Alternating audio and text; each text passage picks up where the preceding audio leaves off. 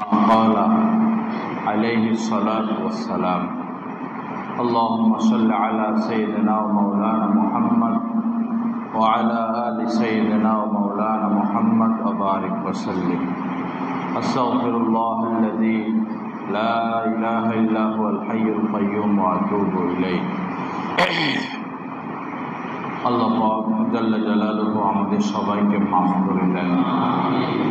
আল্লাহ পাক আমাদেরকে ইসলাহে কামেল নসিব করে দেন। দ্বীনের সহি বুঝ রব্বুল আলামিন আমাদের সবাইকে নসিব করেন। আমাদের অবস্থা তো এই যে আমরা নগরটা বুঝি, ভাষাটা বুঝি, নগদের উপর বিশ্বাসী। প্রকৃত অর্থে নিজের ভালো মন্দটাও আমরা বুঝতে চাই না। বুঝলেও গতানুগতিক চিন্তা ভাবনার কারণে সমাজ যেদিকে চলে আমরাও সেদিকেই চলি।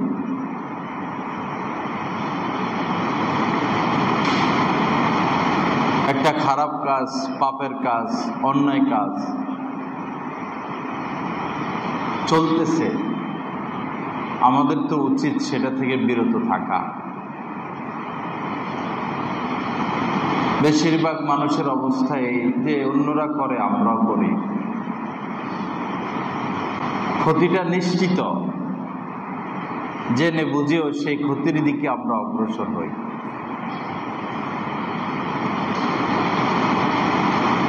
মানুষ সবকিছুই বুঝে কিন্তু ইসলাম বুঝে না, সংশোধন বুঝে না,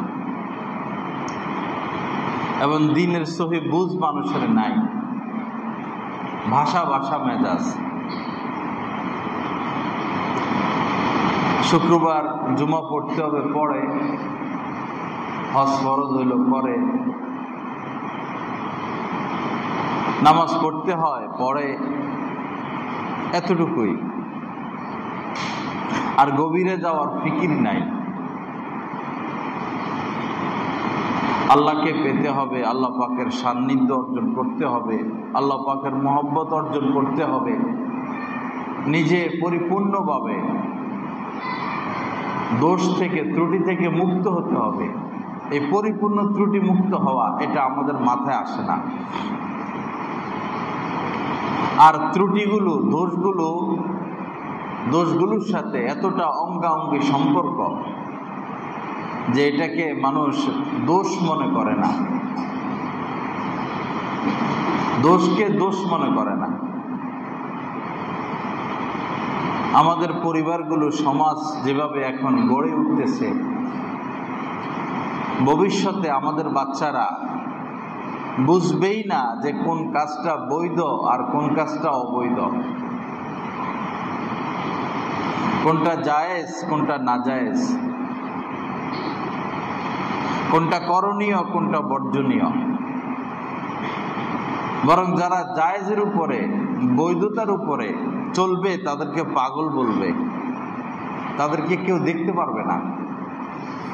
সবাই পর্দা ছাড়া চলবে, প্রতিযোগিতা হবে কে কত খোলামেলা পোশাক পরতে পারে, এটাতেই ইজ্জত খুঁজে পাবে। এটাকে আভিজাত্য মনে করবে। যে বোরকা পরবে, ছি ছি, ছোট লোক, অসামাজিক লোক, মৌলবাদী। যেমন বিভিন্ন সরকারি অফিসে তো সবাই খায়, যে খায় না সে খারাপ, ঠিক কিনা কথা? তার কোনো প্রমোশন নাই, সবাই খাইতেছে, ধুমসে খায়, একদম বড় অফিসার থেকে ছোট অফিসার পর্যন্ত খাইতেছে সমানে। যে খায় না সবার নজরে সে ভালো না খারাপ? খারাপ।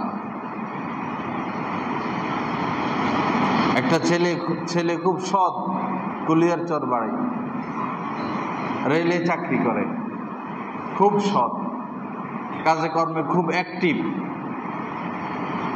প্রমোশন হয় না। সবাই তাকে পছন্দ করে, বিশ্বাস করে, তার প্রতি সবার আস্থা, সে ভৈরব চলে আসছে চাকরি করতে, ছিল ঢাকা। পরে অফিসাররা যেহেতু সে সৎ, আবার তারা ঢাকায় নিয়ে গেছে, কিন্তু তার প্রমোশন নাই। কি ব্যাপার, তোমার প্রমোশন হয় না কেন? আমি জিজ্ঞাসা করছি, অনেক টাকা দিতে হবে, অনেক টাকা দিলে প্রমোশন হবে। আমি হালাল পথে থাকি, আমার কাছে এত টাকা নাই, আর প্রমোশন নিয়ে যে আমি চুরি করে টাকা উঠাবো সেটাও আমার দ্বারা সম্ভব না। তো দেখুন, অপরাধ সবাই করতেছে, যে অপরাধ মুক্ত তার কোনো দাম নাই। দিনের যে অবস্থা বর্তমানে,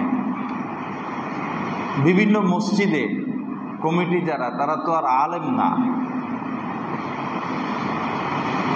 একজন খতিব যার বয়ানের উপরে, বক্তৃতার উপরে সমাজের মানুষের দিন ইমান হেফাজতের বিষয় ঝুলন্ত,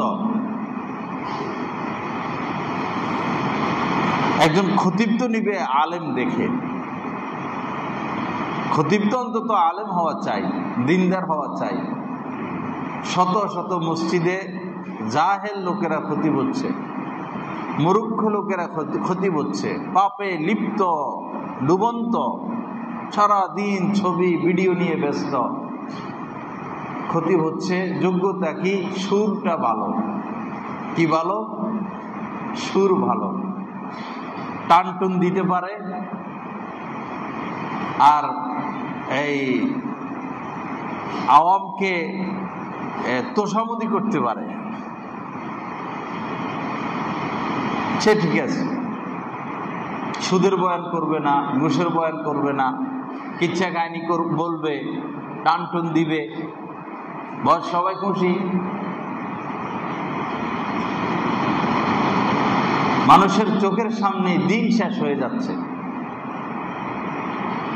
চোখের সামনে দিন শেষ হয়ে যাচ্ছে। ঢাকা শহরে ভিআইপি মসজিদ, কোটি কোটি টাকা এক একটা মসজিদের পিছনে মানুষ খরচ করে। একজন আলেম নিবেন না খতিব হিসাবে? সেই ধান্দাবাজ, প্রতারক, মিডিয়া ব্যক্তিত্ব। ভালো যে কোনো মসজিদ খতিব দিবে মিডিয়া ব্যক্তিত্ব, মানুষ দিন শিখবে কার থেকে? দিন শিখার আর রাস্তা কই? ওয়াজ মাহফিলে তো আসবে না। ভাইরাল কেউ আছে কিনা? কোন ভালো আলেম যদি ওয়াজ বয়ান করতে আসে, তার মাহফিল মানুষ নাই, ভাইরাল কেউ আছে কিনা? তো মসজিদগুলোও খতিব হয়ে যাচ্ছে অযোগ্য লোক, আর বয়ানও শুনে মানুষ ভাইরাল দেখে দেখে। তো সমাজের মধ্যে দিন টিকবে কিভাবে?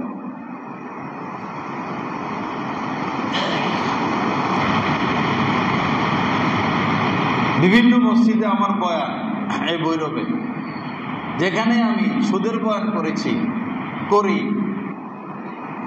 সাদাকাল্লাহ বিদায়, আর দ্বিতীয় বছর আর দাওয়াত নাই।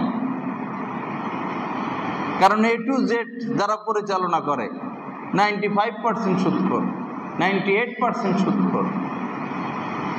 মসজিদ পবিত্র, আল্লাহর ঘর, এখানে তো পরিচালক মণ্ডলী, এখানে কমিটির সদস্যরা মুত্তাকি হওয়া শর্ত, হালাল খানেওয়ালা শর্ত, যাকাত প্রদানকারী হওয়া শর্ত।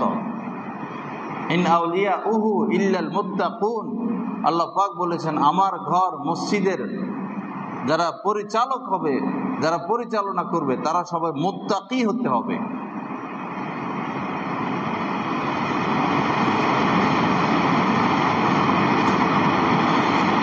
আল্লাহ পাক সহি বুঝ দান করেন, আল্লাহ পাক এই দিনকে হেফাজত করেন, আল্লাহ পাক আমাদেরকে দিনের উপর অটল অবিচল থাকার তৌফিক দান করেন।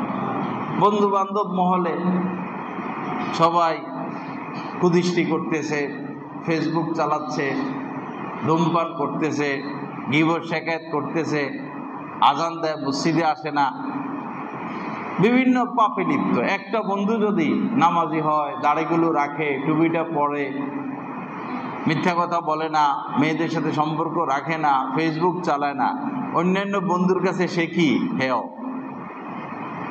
হেয়, সে অপমানিত। দলবদ্ধভাবে খারাপ কাজ করো, কোনো অসুবিধা নাই। খারাপ কাজের প্রতিযোগিতা, অসৎ কাজের প্রতিযোগিতা, তো গজব কি আসবে না? এমনি আল্লাহ ছেড়ে দিবেন? আল্লাহর জমিন ব্যবহার করবা, আল্লাহর আসমান ব্যবহার করবা, আল্লাহর চাঁদ সূর্য, আল্লাহর আলো বাতাস, আল্লাহর হাজারো নিয়ামত ভোগ করবা, আর তার টানা নাফরমানি করে যাবা, তোমাদের কি ধরা হবে না?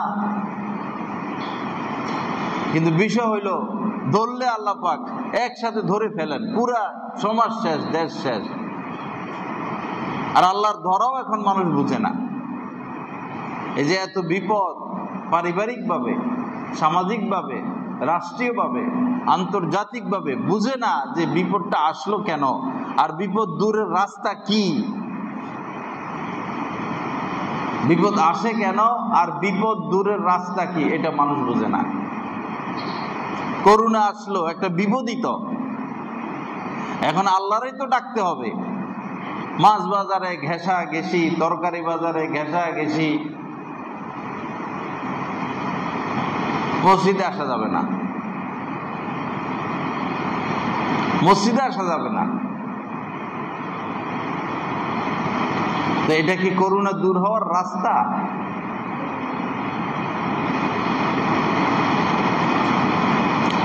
সমাজের মানুষের অবস্থা হলো শুধু সম্মান পেতে চায়। এসলা নাই, এসলা নাই, এসলা বুঝে না, সংশোধন বুঝে না। সম্মান, আমাকে সম্মান করলো কিনা, আমি সম্মান পাই কিনা, আমি ইজ্জতের অধিকারী হলাম কিনা, আমার এখানে ইজ্জত আছে কিনা, আমার অবস্থান কি।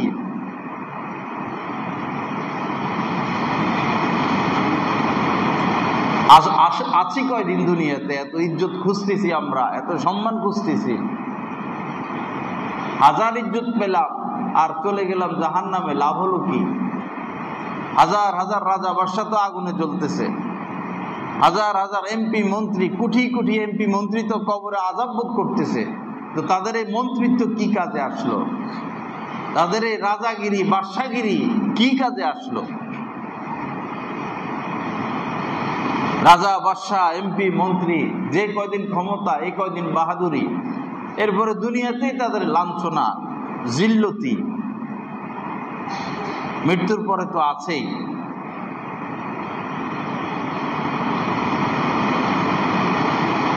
বড় দুঃখজনক কথা, আমরা সংশোধন বুঝি না, গতানুগতিক। আজান হচ্ছে, সবাই কথা বলে, আজান হচ্ছে, এখন কি কথা বলার টাইম? আজান হচ্ছে, এখন এসে সালাম দিবে, সব সালাম, সব মুসাফা। এটা কি দিন?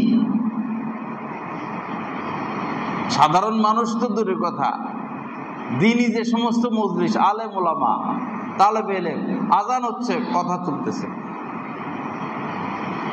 বিশেষ করে বিভিন্ন মাহফিলে গেলে দেখা যায় এমন সময় পৌঁছা হলো যে আজান শুরু হলো। এখন গাড়ি থেকে নামলেই তো মুসাফার সিরিয়াল, কাকে থামাবে, কে থামাবে, দিনের বুঝতো নাই। তো অনেক সময় গাড়ির ভিতরে বসে থাকি, আজানটা শেষ হোক। আজান এটা তো 10 মিনিট ধরে হয় না, আজানই সুন্নত তরিকা দেওয়া হয় না। মুসলমানদের একটা গুরুত্বপূর্ণ সাবজেক্ট আজান, সে আজানই তো সুন্নত তরিকা নাই। অমুক মুয়াজ্জিন সাহেবের কণ্ঠ ভালো, খুব সুন্দর টান দিতে পারে, এর তো চাবুক দিয়া পিটাইতো হযরত ওমর যদি ক্ষমতায় থাকতো, চাবুক দিয়া পিটাইতো। আল্লাহ এক টান, আল্লাহ, কি এগুলো আর্টিফিশিয়াল সব। ধর্মের নামে অধর্ম। মসজিদগুলোর অবস্থা সিরিয়াস, মাদ্রাসাগুলোর অবস্থা সিরিয়াস, দিনের অবস্থা সিরিয়াস। দিন নাই কোথায়, দেখা যাচ্ছে আর কি হাজার হাজার মাদ্রাসা দুনিয়ার পিছনে ছুটতেছে। চাকরি, রেজাল্ট, পড়ো, পড়াও, সুনাম অর্জন করো, ছাত্র বাড়াও, কালেকশন বাড়াও, বিল্ডিং বাড়াও। কয়জন মানুষ কবিরা গুনাহ থেকে বেঁচে থাকে? নজর হেফাজত কয়জন করে? গীবত থেকে কয়জন বেঁচে থাকে? পড়ানি ঠিক আছে, রেজাল্ট ঠিক আছে, আমল কয়জনের আছে? যিনি পড়ে তার কি আমল আছে? যিনি পড়ে তার কি আমল আছে? কিন্তু যে বলবে সে খারাপ, যে ধরাইয়া দিবে এগুলো, যে বলবে সে খারাপ, আর সব ভালো। ওই যে সরকারি অফিসের মতো, যে সুদ খাবে না হে খারাপ, যে মেয়েটা পর্দা করবে, 100টা মেয়ে সবগুলো লাইন ছেলেদের সাথে, 100টা মেয়ের মধ্যে বেশিরভাগই লাইন, আড্ডা, গল্প স্বল্প, কিসের পড়ালেখা? 1-2টা মেয়ে আছে এগুলোতে নাই, এই 2টা খারাপ। ওরা আকাম কুকাম করে, তারা ভালো। আর যে 2টা মেয়ে 3টা মেয়ে আকাম কুকাম থেকে বিরত থাকে, এই খারাপ। এর সবাই 8 চোখে দেখবে। এর নাম সমাজ ব্যবস্থাপনা। খারাপের ক্ষেত্রে ঐক্য, খারাপের ক্ষেত্রে ঐক্য। ভবিষ্যতে আর ভালো লোক সমাজে টিকতে পারবে না, ভালো লোক সমাজে আর টিকতে পারবে না।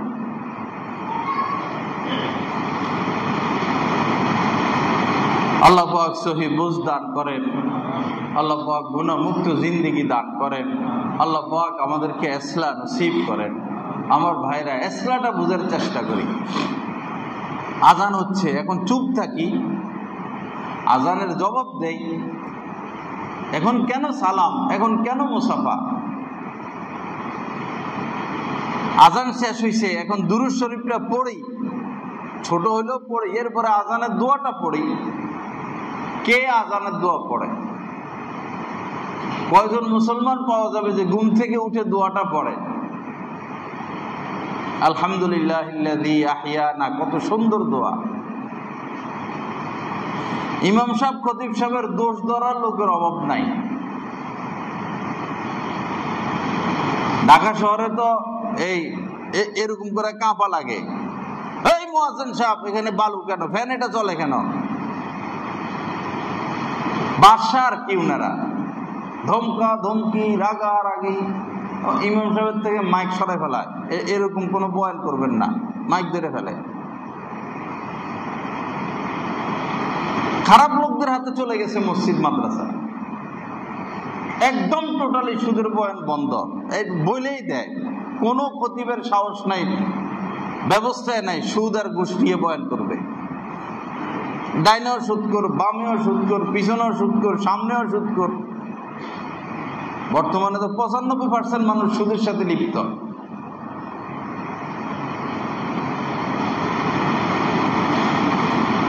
শুধু মিঠা মিঠা কথা বলবেন,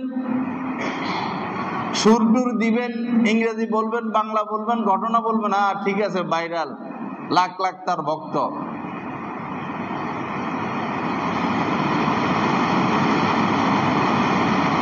আল্লাহর কাছে তো হিসাব দিতে হবে, দাঁড়াইতে তো হবে।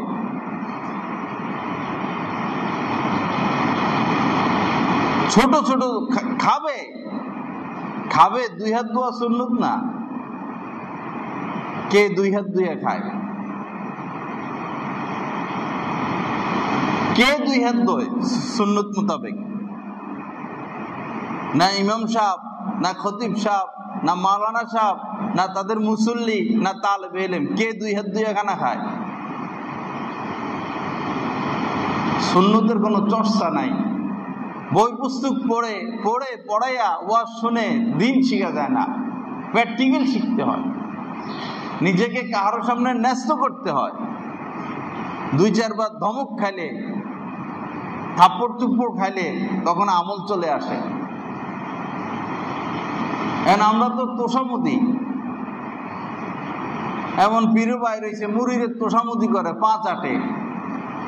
মুরিদ গেলে দাঁড়াইয়া যায়, পীর সম্মান করে, চেয়ারে বসায়, পাকায় পাকায় খাওয়ায়, সুপারিশ করে, প্রশংসা করে।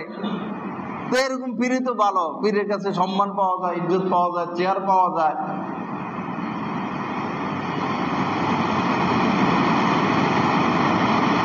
উঠছে ফোঁড়া, ফোঁড়া উঠছে, ছোট বাচ্চা বা বড় মানুষ যে হোক ফোঁড়া উঠছে। এখন দাদি নানি ওরে আমার নাতির ফোঁড়া উঠছে রে, ধরে না, ওরে ওরে করে, শুধু ফোঁড়ার আশপাশ শুধু হাত বুলিয়ে দেয়, ওরে ওরে করে। দাদি তো ভালোই এখন নাতির কাছে, দাদি আমার ফোঁড়া ধরে না, টিপ দেয় না। এখন মা তো বুঝে এই ফোঁড়া যদি গালা না হয় ইনফেকশন হবে, ক্যান্সার হবে। বাবা তো বুঝে, তো 4-5 জনের ধৈরা পরে দেয় না টিপ। তো এই ছেলের কাছে কি এই মা বাপ ভালো লাগে? দাদি না ভালো, ওরে ওরে করে, ফু দেয়, যে ধরে টিপ দেয় তারা তো ভালো লাগবে না। আসলে উপকারটা কে করলো? যে জোরাজোরি করে টিপ দিয়ে ফুসটা বাইর করলো সে উপকার করতেছে না, দাদা দাদি ওরে ওরে ওরে ওরে করে হে উপকার করলো।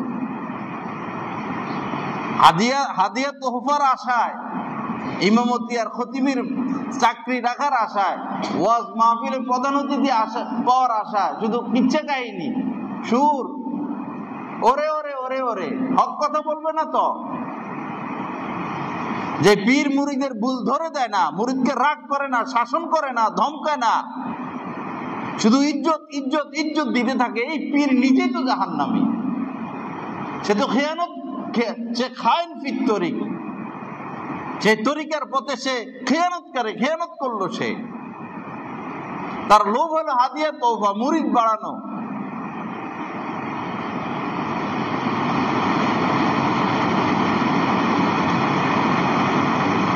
আল্লাহ পাক সহি বুঝ দান করেন। সংশোধন বুঝি না আমরা, সংশোধন হইতে আমরা চাইও না। চেহারা কালো হয়ে যায়, চেহারা কালো হয়ে যায়। সংশোধন তো ফরজে আইন। আমরা যেটা বুঝি ভুল বুঝতেছি দিন সম্পর্কে, সবাই দিনকে নিজের মেধা দিয়া যাচাই করে। আমাদের বুঝ এটা ভুল বুঝ, সহি বুঝ না। আমরা বুঝবো বিল্ডিং এটার মধ্যে সিমেন্ট কি পরিমাণ, বালু কি পরিমাণ, রড কি পরিমাণ, এটা আপনি বুঝবেন। রিক্সাওয়ালা রিক্সা কেমনে চালাইতে হবে এটা রিক্সাওয়ালা ভালো বুঝবে। যিনি ক্ষেত করে এখন পানি দিতে হবে জমিনে, নাকি এখন শুকনো রাখতে হবে, না সার দিতে হবে, এটা উনি ভালো বুঝেন। যিনি মাছ ধরেন উনি বুঝেন কখন মাছ ধরতে হয়, কিভাবে ধরতে হয়। যার যার বুঝ ভিন্ন ভিন্ন। দিনের বুঝ তিনি বুঝবেন, দিন সম্পর্কে তিনি বুঝবেন, যার আমল আছে, যার ইলম আছে, যার বড়দের সাথে সোহবত আছে। কিন্তু দিনেরটা, ধর্মের বিষয়টা সবাই নিজের মেধা অনুযায়ী যাচাই করে।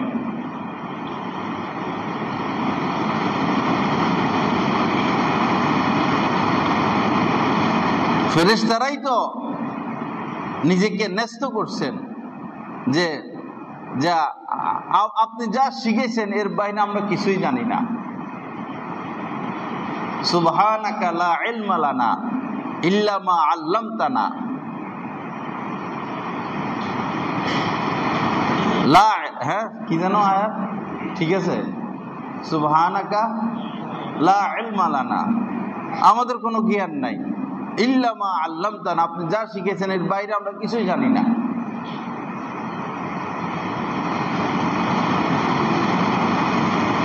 সাহাবায়ে কিরাম বহু শতবার এরকম ঘটনা ঘটছে। সাহাবায়ে কিরামকে নবীজি বলছেন যে এটা সম্পর্কে তোমরা কি জানো? সারা জীবনই এই ঘটনা ঘটছে। সাহাবায়ে কিরাম আল্লাহর রাসূলই ভালো জানেন। আপনি একজন 10 জন মানুষকে এখন জিজ্ঞাসা করেন যে ব্যাপারটা এরকম, তোমরা এই ব্যাপারে কি জানো? 10 জন 10টা বক্তব্য দিব, এক একজনের বক্তব্য 1 ঘন্টায় শেষ হবে না। 10 জনে বক্তব্য দিব। আর এই 10 জন যদি সাহাবী হইতো বলতো আল্লাহর রাসূলই ভালো জানেন, আল্লাহর রাসূলই ভালো জানেন। আর এই 10 জনের জায়গায় যদি আমরা বসতাম, আমরা সব পণ্ডিত, 1 ঘন্টা আমাদের বক্তব্য শেষ নাই।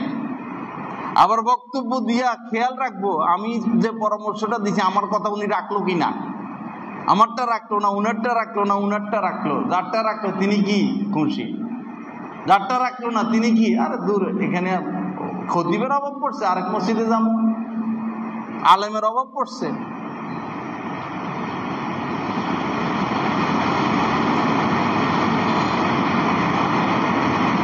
আল্লাহ পাক সহি বোঝ দান করেন। আল্লাহ পাক আমাদেরকে ইসলাহ নসিব করে দেন। দ্বীনের সাথে সুরের কোনো সম্পর্ক নাই, এই কথাটা আমরা বুঝাইতে পারি না। শহরে যাইয়া যে মসজিদে পা দিবেন সব কণ্ঠশিল্পী, বেশিরভাগ খতিব কণ্ঠশিল্পী। কি হচ্ছে সমাজে? এগুলো হচ্ছে কি সমাজে? যিনি খোদাবীর মুত্তাকি আলেম, তিনি তো এটা তার মান সম্মানের বিষয় মনে করেন যে মিম্বারে বসে বসে আমি গলাবাজি করবো, সুদ দিব। কণ্ঠশিল্পীর কাজ। একজন আলেম কিভাবে এই দিনের কথা টাইনা টাইনা বলতে যাবে? যাদের রুচি বলতে কিছু নাই তাদের দ্বারা এটা সম্ভব। দিন শিখতে আসছি, দিনের কথা বলবেন তিনি, আমরা দিনের কথা শুনবো, এখানে সুরের সাবজেক্ট আসবে কেন?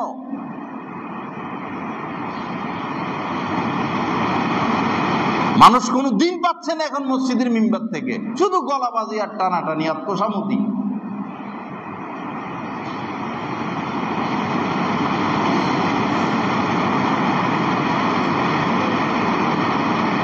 ইসলাহ ফরজে আইন, সংশোধন ফরজে আইন।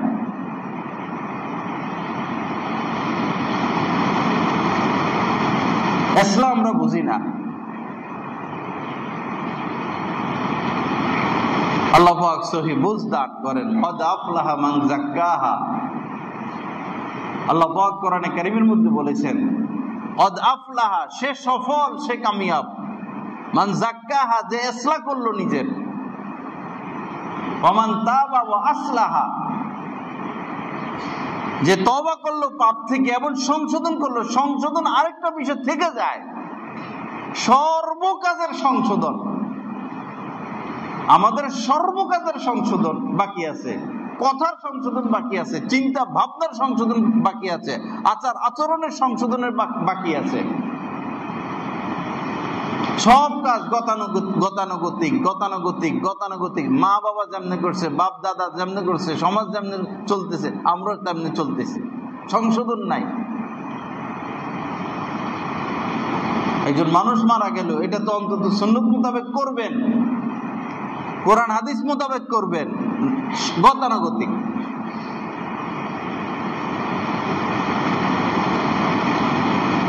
আমি তো সাধারণত দাফনে যাই না। আমাদের এই জসিমের আব্বা মারা গেছেন, আমি গেলাম দাফনে, কবর খনন করে রাখছে উল্টা পাল্টা। আমি বললাম এটা তো সুন্নত তরিকা হয় নাই। তারা বলে আমরা তো এইভাবে হাজার হাজার লাশ দাফন করতেছি।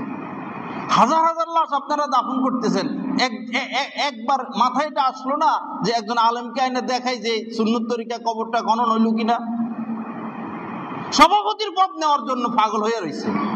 কবরস্থান আমি সভাপতি, আমি সেক্রেটারি, আমি এটাই, পদের জন্য পাগল। একজন আলেমকে আইনে দেখাবেন না যে সুন্নত তরিকা কি দাফন হচ্ছে কিনা? আমরা এভাবে গোরস্থানটা সাজাচ্ছি, এই সিস্টেম, এটা কি সুন্নতের নূর দ্বারা ভরপুর কিনা? পদ নিয়ে ব্যস্ত। ওরা বললো যে আমরা এই পর্যন্ত শুধু একজন, আমাদের এখানে যিনি প্রতিষ্ঠাতা মুফতি হাবিবুর রহমান সাহেব বলল উনার লাশ ছাড়া এই ভৈরবে হাজার হাজার লাশ আমরা দাফন করতেছি। কোনোদিন আমরা সবসময় কবর এমনি খনন করি। আপনি যেটা বলতেছেন এভাবে কোনো লাশ আমরা দাফন করি নাই।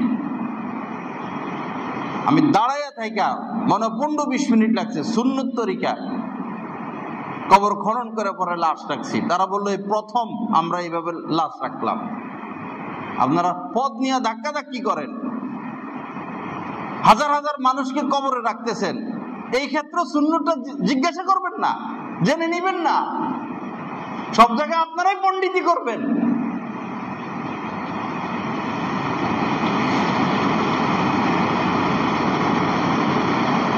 দীর্ঘদিন তো এক বাহিনী পণ্ডিতি করত, সব জায়গায় নেতৃত্ব কর্তৃত্ব। এখন কোথায় তারা? ওই পণ্ডিতরা এখন কোথায়? আবার পণ্ডিতি শুরু হবে, আবারও শুরু হবে। শিক্ষা গ্রহণ কেউ করে না,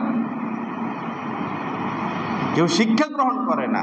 নিজেকে একজন আলেমের কাছে ন্যস্ত করতে হয়। আপনার পারিবারিক বিষয়, ব্যক্তিগত বিষয়, সামাজিক বিষয়, রাজনৈতিক বিষয়, সর্ব বিষয় একজন আলেমের কাছে ন্যস্ত করে যে এই কাজটা এভাবে করে শরীয়ত মোতাবেক চলতে হচ্ছে কিনা, আমার পরিবারটা এভাবে চলে শরীয়ত মোতাবেক হচ্ছে কিনা, আমার আয় ব্যয় এভাবে চলে শরীয়ত মোতাবেক হচ্ছে কিনা, আমি এভাবে গোসল করি, আমি এভাবে খানা খাই, আমি এভাবে সন্তান লালন পালন করি, আমি এইভাবে ঘর থেকে বের হই, এভাবে ঘরে ঢুকি, এভাবে ঘুমাই, আমার স্ত্রীর সাথে আমার কথাবার্তা, জীবন এভাবে। আমরা কি কখনো কোনো আলেমের মাধ্যমে যাচাই করাইছি? ধনীরা তো প্রত্যেক মাসে যাইয়া যাইয়া ল্যাবিডে স্কোয়ারে যাইয়া চেক আপ করায়, টাকার তো অভাব নাই, কালো টাকা হোক সাদা টাকা হোক, যাইয়া সিঙ্গাপুর চলে যায়, চেক আপ, কোনো রোগ নাই, যায় 5 লাখ 10 লাখ থুয়ে আসে, চেক আপ করায়, হার্টের কি সমস্যা, কিডনির কি সমস্যা। ভালো কথা, আপনি চেক আপ করান আপনার শরীরের, আপনার দিনই জিন্দিগির চেক আপ কি কখনো করাইছেন? আপনার হার্টের চেক আপ করান, কিডনির চেক আপ করান, ভালো আছে, ভালো কথা, টাকা আছে, চেক আপ করান। আপনার দিনই জিন্দিগির চেক আপ একজন আলেমের দ্বারা কখন করাইছেন? আপনি কখনো কি বলছেন যে আমি এভাবে ওযু করি, আমার ওযুটা হচ্ছে কিনা, আমি তো সূরা ফাতিহা এভাবে পড়ি, আমার সূরা ফাতিহাটা শুদ্ধ কিনা?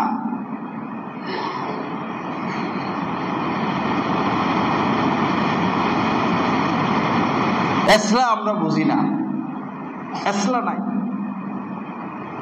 সালামটা আসসালামু আলাইকুম, আসসালামু আলাইকুম, ওয়ালাইকুম সালাম। কুঠি কুঠি মানুষ এইভাবে উত্তর নেয়, ওয়ালাইকুম সালাম, ওয়ালাইকুম, আলেম ওলামা ওয়ালাইকুম সালাম, আসসালামু আলাইকুম। এটা সালাম না গালি?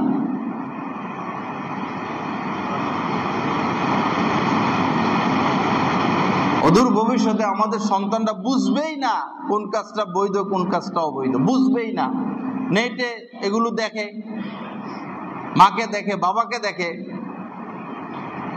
পর্দা করা ফরজ, পর্দা করতে হবে, মেয়েকে, স্ত্রীকে, মাকে পর্দা রাখতে হবে। এই কিছুদিনের পরে খতিবরাই বয়ান আর করতে পারবে না, নিষেধ। আরবে যায় দেখেন না, মুখ বন্ধ, মুখ বন্ধ করে রাখছে সরকার। সরকার যেটা লিখে দিবে আরব রাষ্ট্রগুলোতে, কোনো খতিবের বাইরে কোনো কথা বলতে পারবে না। বলছে সাথে সাথে অ্যারেস্ট, জীবনে কোনোদিন আর ফিরে আসতে পারবে না। কোথায় যে চলে যায়, মেরে ফেলে, না যাবজ্জীবন না ফাঁসি, যে খবর নিতে যাবে তারও আটকায় দিবে। আমাদের সমাজও এরকম হয়ে যাবে, আমাদের দেশও এরকম হয়ে যাবে যে ভালো তারা শেষ করে দাও,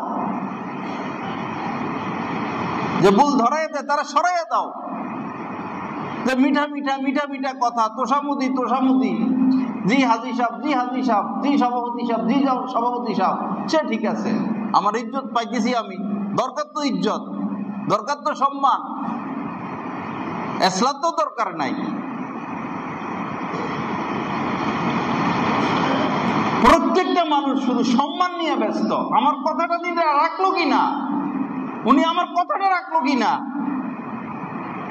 5 জনে 5 পরামর্শ দিল, আমারটা রাখলো কিনা, আমারটা রাখলে উনি ঠিক আছে, আমারটা রাখলো না, না উনি ঠিক নেই। আপনার সংশোধন হলো কোথায়? আপনি একজন আলেমের সোহবতে এসে বক বক বক বক বক বক কথা বলতে থাকেন, আপনার তো প্রত্যেকটা কথাই ভুল। একজন আলেমের সাথে এসে তো চুপ থাকা উচিত, তাকে দেখা উচিত, তার থেকে শেখা উচিত। সাহাবায়ে কেরামের সোহবতে, সাহাবায়ে কেরাম তো নবীজির সোহবতে গিয়ে বক বক করতেন না, চুপ করে বসে থাকতেন।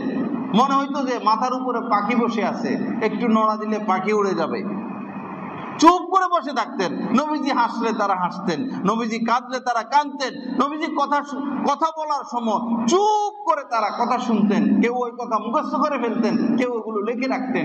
এই তো সাহাবায়ে কেরামের জিন্দেগি। মানে এই জামানায় যদি রাসূল পাঠাইতেন, আল্লাহ পাক নবী পাঠাইতেন, তো নবী কিসের, নবী কি কথা বলতো, আমাকে কথা শুনতে শুনতে নবীর লাইফ শেষ হয়ে যেত। এত কথা আমাদের পেটের মধ্যে, জ্ঞান ঝাড়ার চেষ্টা করি আমরা। আমাদের জ্ঞান জমিনের জ্ঞান, আলেম উলামার জ্ঞান আসমানি জ্ঞান। আমরা মানুষের লেখা বই পুস্তক পড়ে শিক্ষিত পাওয়ার দেখাই, আর আলেম উলামা এই মানুষের লেখা বই পড়ে আলেম হয় নাই। আসমান থেকে যে বই আসছেন, কিতাব আসছেন, তারা সেগুলো পড়াশোনা করে, সেগুলো তারা শিক্ষা দেয়। দুধের মধ্যে কতটুকু পানি মিশাইলে, 10 কেজি দুধে কতটুকু পানি মিশাইলে এটা 15 কেজি হবে, এটা হলো শিক্ষা। কত লসাগু গসাগু, কত বীজগণিত, কত উচ্চতর গণিত শিখলাম জীবনে, কত খাতা শেষ করলাম, কত কলম শেষ করলাম, প্রাইভেট পড়তে পড়তে পড়তে পড়তে কত হাজার টাকা দিলাম, কি লাভ হইলো এগুলো শিখা? কি কাজে আসলো?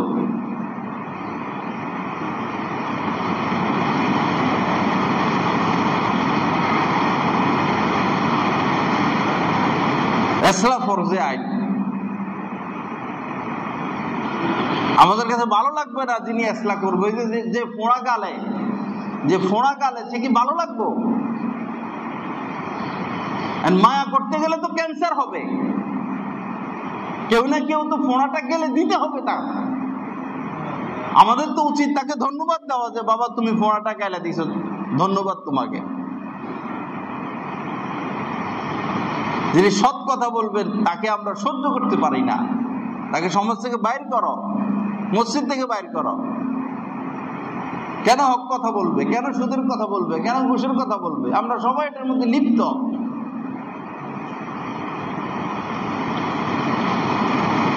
যিনি আল্লাহকে ভয় করে, তিনি দুনিয়ার মানুষকে ভয় করতে পারে না, তার উপর ভারী জিম্মাদারি। বাল্লিক বা উনজিলা ইলাইক, আল্লাহ পাক বলছেন, সকল খতিবদেরকে বলতেছেন, যারা দ্বীনের কথা বলে সবাইকে বলতেছেন, পুরা কোরআন মানুষের সামনে পেশ করো, পুরা কোরআন। তুমি জিহাদ নিয়ে আসো, শুধু জিহাদের বয়ানি করলা। তুমি তাবলীগ নিয়ে আসো, শুধু তাবলীগের বয়ানি করলা। তুমি আন্দোলন নিয়ে আসো, শুধু আন্দোলনের বয়ানি করলা। তুমি মাদ্রাসা মসজিদ তালিম নিয়ে আসো, শুধু মাদ্রাসা মসজিদের বয়ানি করলা। তুমি পীর মুরিদি নিয়ে আসো, শুধু পীর মুরিদির বয়ানি করলা। তুমি তো আল্লাহর কাছে ধরা খাইবা। বাল্লিগ মা উনজিলা ইলাইক, পুরা কোরআনে আমি যা যা নাযিল করছি সব মানুষের কাছে পেশ করো। অনেকে বলে সুদের বয়ান আপনি গরম হন কেন?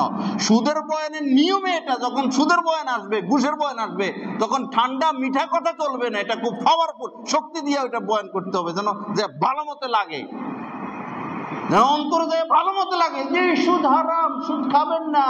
এটা কে শুনবে কথা? কার গায়ে লাগবে?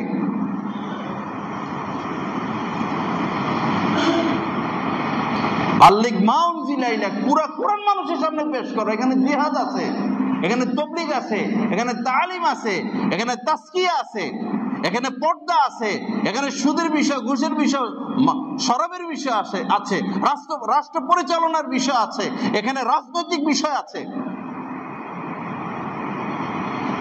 রাজনৈতিক কথা বললে আর হুজুর ভালো না।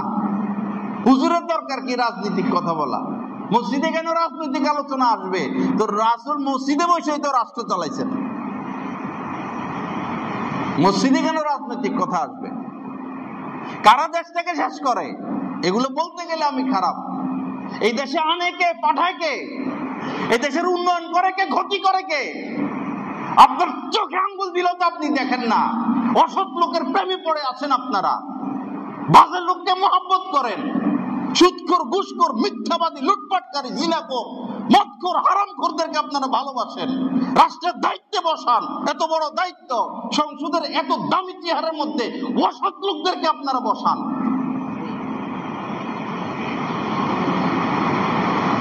তারা দেশের উন্নয়ন করে, রিক্সাওয়ালারা দেশের উন্নয়ন করে, কৃষক দেশের উন্নয়ন করে, শ্রমিক দেশের উন্নয়ন করে, শিক্ষকরা দেশের উন্নয়ন করে, সাধারণ মানুষ দেশের উন্নয়ন করে, লক্ষ লক্ষ এই দেশের যুবক বিদেশ থেকে টাকা পয়সা কামাইয়া এই দেশের মধ্যে উন্নয়ন করে, আলেম ওলামা এই দেশের মধ্যে উন্নয়ন করে। ক্ষতিটা কারা করে দেখেন? লুটপাট কারা করে? চুরি কারা করে? দুর্নীতি কারা করে? অসৎ কাজগুলো সমাজের মধ্যে চালিয়ে রাখলো কারা? এদেশে মাদক আসা যাওয়া করে কাদের নেতৃত্বে, কর্তৃত্বে? শত শত ছেলে মেয়েরা কিডন্যাপ হয়ে যায়, বিদেশে চলে যায়, হাজার হাজার ছেলে মেয়ে অপহরণ হয়। এরা যখন জেলে যায়, 1 সপ্তাহ জেলে থাকে না, বের হয়ে যায়। এই অপরাধগুলো কারা চালায় রাখছে? দেশকে 12টা বাজায় দেশের কারা রাষ্ট্র পরিচালনার জন্য কি ভালো লোক নাই? চেয়ারম্যান হওয়ার জন্য কি সমাজে ভালো লোক নাই?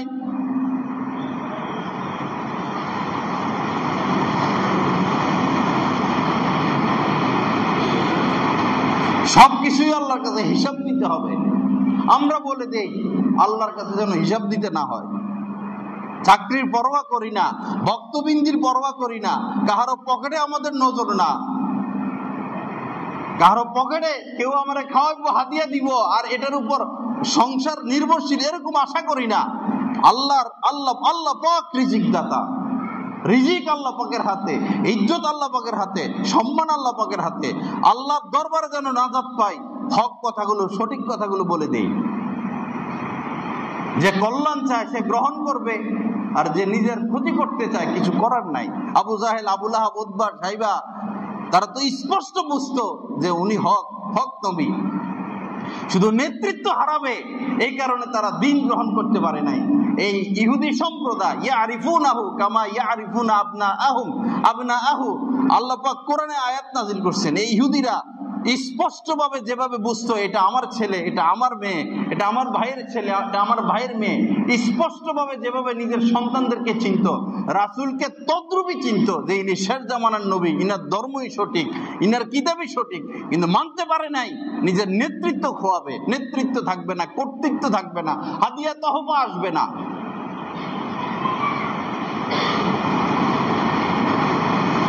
বিভিন্ন মাজারে মাজারে যান, ভণ্ডপীরদের কাছে যান, স্পেশাল রুম আছে, সেখানে স্পেশাল রুম আছে। এই যে ভৈরব থেকে কুটিপতিরা যায়, যে সবচেয়ে দামি মদ সেখানে রাখে, সেবিকা রাখে, একবারে অল্প বয়সী সুন্দরী সেবিকা রাখে। তোষামুদি আর তোষামুদি, সম্মান আর সম্মান, ফুল ছিটাইতে থাকে, বাহ বাহ বাহ বাহ, সম্মান পায়, সম্মানের জন্য যায়। হাজার হাজার এই মাজার বিভিন্ন জায়গায় এই জায়গা দেখা যায় যে এই এলাকার মানুষ আছে, এই এলাকার অর্থায়ন।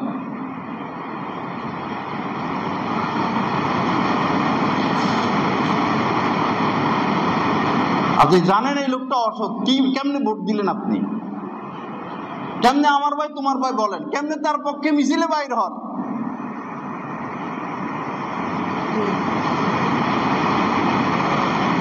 লা ইলাহা ইল্লাল্লাহ। আল্লাহ পাক আমাদেরকে সহি বুঝ দান করেন, আল্লাহ পাক আমাদেরকে ভালো মানুষ হওয়ার তৌফিক দান করেন। কিয়ামতের আগে 10 জিনিস উঠিয়ে নেওয়া হবে, তার মধ্যে একটা আলেম ওলামার হিম্মত উঠিয়ে নেওয়া হবে। আলেম ওলামাদের হিম্মত উঠিয়ে নেওয়া হবে। দিন তারা পেশ করবে না মানুষের সামনে, বাধ্য হয়ে যাবে, পরিস্থিতি এমন হয়ে যাবে। ইসরায়েল নিয়ে আরব বিশ্বে কোনো খতিব, কোনো আলেম কোনো কথা বলতে পারে না। কয়েকজন মুফতি সাহেব আরবের ফতুয়া দিছে এদের বিরুদ্ধে জিহাদ করা ফরজ, পরের দিন আবার উল্টাইয়া দিছে ফতুয়া। প্রধান মুফতি একটা রাষ্ট্রের, সে আবার ফতুয়া উল্টাই দিল, না এটা তাদের ব্যাপার। আগের দিন ফতুয়া দিছে এদের বিরুদ্ধে জিহাদ করা ফরজ, ইসরায়েলিদের বিরুদ্ধে, পরের দিন আবার ফতুয়া উল্টাই দিছে, না এটা তাদের ব্যাপার, তাদের রাষ্ট্রীয় ব্যাপার। এই তো দিনের অবস্থা। আর ইমাম মালিক রহমতুল্লাহ আলাইহি যখন ফতুয়া দিলেন, তো বাদশার বিরুদ্ধে চলে গেছে ফতুয়া। তাকে বলা হলো ফতুয়া উল্টাও, পাল্টাও। বলল না, যেটা ফতুয়া সেটা ফতুয়াই, আমার জান যাইতে পারে, আমি বিলীন হয়ে যেতে পারি, আমি অস্তিত্বহীন হয়ে যেতে পারি, আমি অপমানিত হইতে পারি, খুন হইতে পারি, ফতুয়া পরিবর্তন হবে না। পরে পুরা মদিনা উনাকে কালি চালি লাগাইয়া, অনেক বর্ণনা আছে, জুতার মালা পরাইয়া অপমানিত করিয়া পুরা মদিনার মধ্যে ঘুরাইছে। হ্যাঁ, সাময়িকভাবে তিনি ওই সময় অপমানিত হয়েছেন, কিয়ামত পর্যন্তের জন্য তিনি ইজ্জতের অধিকারী হয়ে গেছেন। তার ইজ্জত কমে না। কোনো সরকার কোনো আলেমের ইজ্জত কমাইতে পারে না, জেলে নিতে পারে, শাস্তি দিতে পারে। এদের মাথায় তো গোবর, সরকারদের, সরকার প্রধানদের, আলেম ওলামার উপরে নির্যাতন। কোন সরকার টিকে আছে আলেম ওলামাদের উপর নির্যাতন করে? তাদের পরিণতি বড় ভয়ঙ্কর হয়। তারা বড় অপমানের জিন্দেগি গ্রহণ করে, বড় কষ্টের জিন্দেগি গ্রহণ করে যারা আলেম ওলামাদের উপর অবিচার অত্যাচার করে। তাদের শেষ রক্ষা হয় না, ক্ষমতার লোভে তারা অন্ধ হয়ে যায়।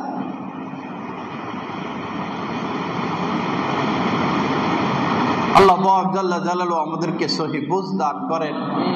আল্লাহ পাক আমাদেরকে দ্বীনের বুঝ দান করেন। আসুন ভাইরা, ইসলাম বুঝার চেষ্টা করি, সংশোধন। আমার আপনার প্রত্যেকটা কথার সংশোধন বাকি আছে, কাজের সংশোধন বাকি আছে, চিন্তা ভাবনার সংশোধন বাকি আছে। আমল, আপনি রুকুটা দেন, দেখবেন রুকু হয় নাই। সেজদাটা দেন, সেজদা হয় নাই। ওযুটা করেন, এখনো পরিপূর্ণভাবে ওযু শিখা হয় নাই। খাইতে পড়ছেন, এখানে বহু সুন্নত আছে, আপনার কোনো সুন্নত নাই। জন্মতে সুন্নত নাই, মৃত্যুতে দিন নাই, জন্মের দিন নাই, বিয়ে শাদীর মধ্যে দিন নাই, আচার অনুষ্ঠানের মধ্যে দিন নাই, ঘরে দিন নাই, বাজারে দিন নাই, সমাজে দিন নাই, কোথাও দিন নাই। দিন শিখতে হবে। শুধু টুপিটা পড়লাম, দাড়িটা লাগাইলাম, পাঞ্জাবি পরলাম, আর আমি তো সুফি সাহেব, আমি অনেক বড় কিছু হয়ে গেছি। ওই যে কাঠের ভিতরে গুণ লাগে, গুণ কি যেন গোল গোল, তো উপরের লেভেল তো খুব সুন্দর, উপরের লেভেল সুন্দর, ভিতরে কি খাইয়ে ফেলছে, গুণে খাইয়া পরে হঠাৎ করে একদিন মট করে ভেঙে পড়ে। কি ব্যাপার, এটা তো ভালোই দেখলাম, ভাঙলো কেন? আসলে ভিতরে ভিতরে কি করছে, গুণে সব খেয়ে ফেলছে। আমরা উপরে একটা কভার লাগাইছি আর কি, কভার, শয়তানি ছুটে নাই, কভার লাগাইছি সত্য। রাবিয়া বসরিয়া বা যে কোনো এক মহিলা বুজুর্গ লোক দিনের বেলা বাজারের মধ্যে চেরাক নিয়া, চেরাক জ্বালাইয়া ঘুরতেছে, দিনের বেলা চেরাক জ্বালাইয়া বাজারে ঘুরতেছে। কি ব্যাপার, তুমি দিনের বেলায় চেরাক জ্বালাইয়া বাজারে ঘুরো? লোকজন জিজ্ঞাসা করতেছে, বলে আমি মানুষ খুঁজতেছি। বাজারে যাইয়া কি খোঁজে? মানুষ খোঁজে, দিনের বেলায় চেরাক জ্বালাইয়া। বললো হাজার হাজার মানুষ, তোমার ডাইনে মানুষ, বামে মানুষ, সামনে মানুষ, পিছনে মানুষ, মানুষ দেখো না, হাজার হাজার মানুষ। বললো এরা তো মানুষ না, এরা তো মানুষের লেফাফা, কভার লাগাইছে, কভার, মানুষের একটা কভার পড়ছে। আমরা দিনের নামে একটা কভার লাগাইছি, জাস্ট এতটুকু। অহংকার এখনো ছুটে নাই, ভিতর থেকে হিংসা বের হয় নাই, কুচিন্তা বের হয় নাই, কুধারণা বের হয় নাই। হাজার হাজার রোগের বাসা আমাদের এই দেহটা, উপরে শুধু একটা কভার লাগাইছি। এই কভার লাগাইয়া নাজাত পাবো না, কভার লাগাইয়া নাজাত পাবো না। আর দিন ওয়ান নসিহা, দিন অন্যের হিতাকাঙ্ক্ষিতার নাম। আমরা কি পারি যে আমার সাথে দুশ্মনী করে তারও আমি কল্যাণ কামনা করি? এরকম কয়জন মানুষ আছে? কল্যাণ কামনা, আওয়ামী লীগের সমস্ত লোক বিএনপির কল্যাণ কামনা করবে, বিএনপির সমস্ত লোক আওয়ামী লীগের লোকদের কল্যাণ কামনা করবে। এই পরিস্থিতি কি আসছে সমাজে? উদাহরণস্বরূপ বললাম, কোন মুসলমান কোন মুসলমানের ক্ষতি কামনা করবে না, কল্যাণ কামনা করবে, কল্যাণ করতে থাকবে, আন্তরিক হবে, আন্তরিক। আর দিন ওয়ান নসিহা মানে আন্তরিক হবে, একজন আরেকজনের জন্য আন্তরিক। একজন আলেমের প্রতি কয়জন মানুষ আন্তরিক? হ্যাঁ, যদি ওই আলেম আমার পক্ষে বলে, আমার তোষামোদী করে, আমার ইজ্জত করে, তাহলে ঠিক আছে, উনি আন্তরিক। আর আমার পক্ষে বললো না, আমার দলে নাই, আমার সাইডে নাই, তাহলে উনি ঠিক না। ইসলাম হলো কিভাবে?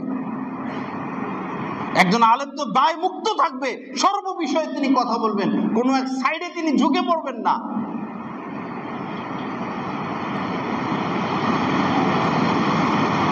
ইসলাম বাকি রয়ে গেছে। আর দিন ওয়ান নসিহা, হিতাকাঙ্ক্ষী হওয়া, আন্তরিক হওয়া। দেখেন না অন্তরের হালত কি আমাদের? আমরা সেজদা দিই সত্য, পাশে যদি আরেকজন থাকে যারা চিনি জানি, সে বিল্ডিং এর মালিক আর আমি টিনের ঘরে থাকি, সেজদার মধ্যে থাকা কামনা করি যদি এর বাড়িতে একটা ঠাডা পড়তো, আগুন লাগতো, গাড়ি অ্যাক্সিডেন্ট হয়ে যদি লোকটা মরতো। সেজদার মধ্যে আমাদের ভিতরে হিংসা, হিংসার বাসা ভিতরটা। ভাই সে 10 তলার মালিক হয়েছে, আপনার মুসলমান ভাই দোয়া করেন আল্লাহ তার 10 তলা বিল্ডিং আরো 10টা দিয়ে দেন, এই না আপনি আন্তরিক হইলেন। আপনি কেন তার ক্ষতি কামনা করবেন? কারো সুনাম হচ্ছে, কারো সুগতি হচ্ছে, কেউ ভালো আছে, সুখে আছে, এটা তো ভালো কথা। তার যোগ্যতার কারণে আল্লাহ পাকের সাথে তার সম্পর্ক এরকম, তার তাকদীর এরকম, আল্লাহ পাকের চয়েস এরকম, আল্লাহ পাক তাকে দিয়েছেন। আপনি আল্লাহর পক্ষে থাকেন। হিংসা মুক্ত থাকা মানে আল্লাহর সিদ্ধান্তের পক্ষে থাকা, হিংসা করা মানে আল্লাহর সিদ্ধান্তের বাহিরে যাওয়া। আপনি কারো ভালো দেখতে পারেন না। নবীজি বলছেন আন্তরিক হও, আন্তরিক হও, আন্তরিক হও। আমি হলাম বিরুদ্ধ ভাবাপন্ন। দিন আসলো কোথায় থেকে?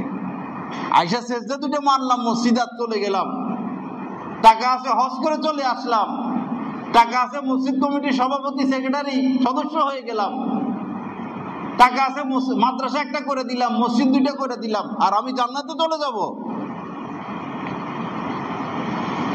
ইন্নাল্লাযীনা আমানু ওয়া আমিলুস সলিহাত কানাত লাহুম জান্নাতুল ফিরদাউসি নুজুলা। ঈমান আনার পর যাদের ভিতর বাহির সকাল সন্ধ্যা দিন মোতাবেক হবে, আল্লাহ পাকের সন্তুষ্টি মোতাবেক হবে, অসন্তুষ্টি থেকে যার ভিতর বাহির মুক্ত হবে, তার জন্য জান্নাত। ঈমান আনার পর ওয়া আমিলা সলিহা থেকে গেল, এরপরে জান্নাতের কথা। সকল কাজে কর্মে আমলে সলেহা, আল্লাহ পাকের সন্তুষ্টি মোতাবেক হতে হবে সমস্ত কাজ। আর এটা কঠিন না, এটা সহজ, এবং এটার মধ্যে আমাদের শান্তি, এটার মধ্যে ইজ্জত, এটার মধ্যে নিরাপত্তা। মিথ্যা কথা যেমন, এটার মধ্যে শান্তি নাই। নেশা, এটার মধ্যে শান্তি নাই, নেশা মুক্ত হতে হবে। খারাপ খাদ্যদ্রব্য, এটার মধ্যে শান্তি নাই, হালাল খাদ্যদ্রব্য খেতে হবে। সর্বক্ষেত্রে দিন মোতাবেক হওয়া। আল্লাহ পাক আমাদেরকে সহি বুঝ দান করেন। এটা ওই সময় সম্ভব হবে যখন কোনো হক্কানি আলেমের কাছে নিজেকে ন্যস্ত করে দিব, একদম ন্যস্ত করে দিব, যে আপনি আমাকে গড়ে দেন, আপনি আমাকে গড়ে তুলুন, আমার ভুলগুলো দূর করে দেন। ডাক্তারের সামনে যেভাবে ন্যস্ত করে দিই, যে কাটেন আমার অপারেশন করেন, ডাক্তার একটা ইনজেকশন দিয়ে অপারেশন করে দেয়, ওইখানে কারো কোনো কথা নাই, ডাক্তার সাহেব আপনি যা বলেন তা। এইভাবে আত্মার রোগ থেকে মুক্ত হতে হলে একজন আল্লাহওয়ালার সামনে এইভাবে ন্যস্ত করে দেওয়া, যে ন্যস্ত করে দিলাম, আপনি আমাকে সংশোধন করে দেন। আল্লাহ পাক জাল্লা জালালু যা কিছু আলোচনা হলো, আমাদের সবাইকে কথাগুলোর উপর আমল করার তৌফিক দান করেন।